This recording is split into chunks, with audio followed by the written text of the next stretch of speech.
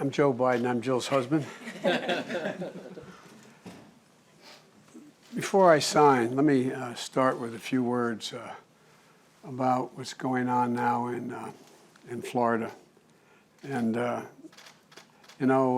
people who are here, who are part of what happened that night at the Pulse nightclub, and the scores that I just spoke to a moment ago, they're online looking at this. They understand that what it's like to have to wait and wonder what happened. The families, I remember going down there to the Pulse nightclub afterwards and wondering, is it my son, my daughter, my husband, someone I love? Is that who got lost? Because they didn't know for certain initially. And as Congressman Cicilline knows, there's nothing worse than having to wait and wonder what happened. And I know, Val, when you were a police chief, you had to go through waiting a lot as well. And so I just want to say I've spoken to Governor DeSantis, and we've provided all the help that they need. We sent the best people from FEMA down there. We're going to stay with them with the disaster declaration we made, provide for everything from housing to, God forbid, whether there's a need for moratoria for the bodies to be placed, everything in between. And but I just want to say, and I'm sure I speak for all the members of the Congress here today and all the survivors here, that it's a tough time. There's so many people waiting. Are they alive? Will it happen? And so our heart goes out to them. And the people of Florida, I've spoken to Debbie Wasserman Schultz. I've spoken to most of the folks down there and authority. And I promise you, the administration, the Congress are doing everything possible to be of assistance now and after this occurs, after they decide exactly what the state of play is. But I'm glad to welcome everyone here to the adjunct to the White House here and in person and virtually, survivors and family members, victims, and the path-breaking leaders like Senator Baldwin. Just over 5 years ago, the Pulse nightclub, a place of acceptance and joy, became a place of unspeakable pain and loss. And we'll never fully recover, but we'll remember.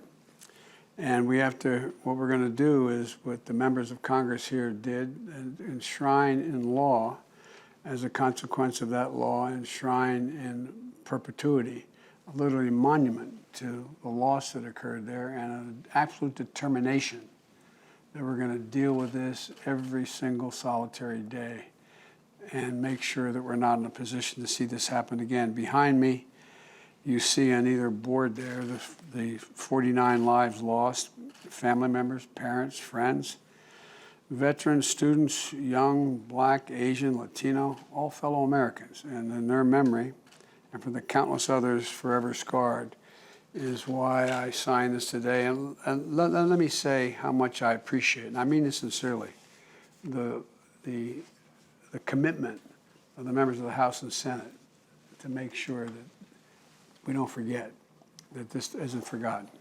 Now, there's a tradition when a bill is signed that the president gives a signing pen to each of the people who had something to do with the law or the decision being made in the first place. I promise you, I have all the pens, but in the other room, I couldn't figure out how to sign them all. But don't leave without the pen, okay? All right? All right. Thank you, Mr. President.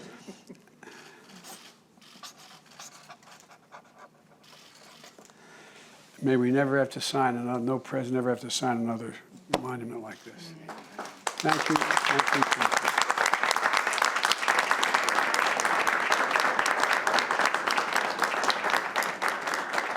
you. One last thing. As I said to the survivors and those who lost folks a little earlier in private, what the Congress has done means a great deal, and it's important. But it's really hard it brings back everything as if it happened yesterday.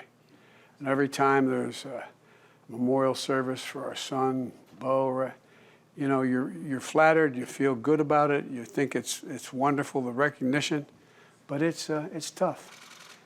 It's as if it happened yesterday. It happened the day before. It happened the moment you're signing it.